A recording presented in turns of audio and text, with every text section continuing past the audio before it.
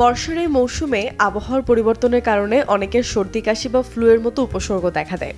তাই এই সময় মৌসুমী এবং সহজলভ্য সবজি হিসেবে পাট শাক নিয়মিত খাদ্য তালিকায় রাখতে পারেন, কারণ এতে আছে প্রচুর পরিমাণ ভিটামিন সি, যা ভাইরাসজনিত সংক্রমণ এবং সর্দি কাশির বিরুদ্ধে শরীরকে আরও ভালোভাবে লড়তে সাহায্য করে।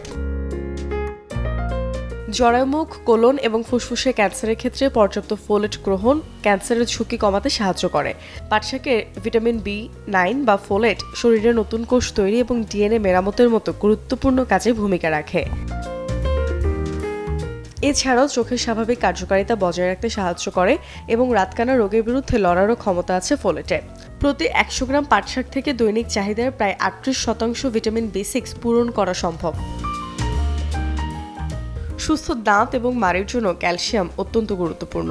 এটি দাঁত ও চোয়ালের হাড়কে মজবুত রাখতে সাহায্য করে এবং দাঁতের গঠন শক্তিশালী করতে ভূমিকা রাখে। পাটশাকে ক্যালসিয়াম থাকায় এটি নিয়মিত খাদ্য তালিকায় রাখলে দাঁত এবং মাড়ির সুস্থতা বজায় থাকে। কোলাজেন সুস্থ ত্বক এবং চুলের জন্য অত্যন্ত গুরুত্বপূর্ণ। এটি ত্বকের তারুণ্য ধরে রাখতে এবং সূক্ষ্ম বলিরেখা ও ভাঁজের উপস্থিতি কমাতে ভূমিকা রাখে। পাটশাকে থাকা ভিটামিন বি2 শরীরে কোলাজেনের স্বাস্থ্যকর মাত্রা বজায় রাখতে সাহায্য করে। তাই সুষম খাদ্যাভ্যাসের অংশ হিসেবে পাটশাক খাওয়া ত্বক এবং চুলের স্বাস্থ্য ভালো রাখার জন্য খুবই গুরুত্বপূর্ণ। Desk report, channel 24।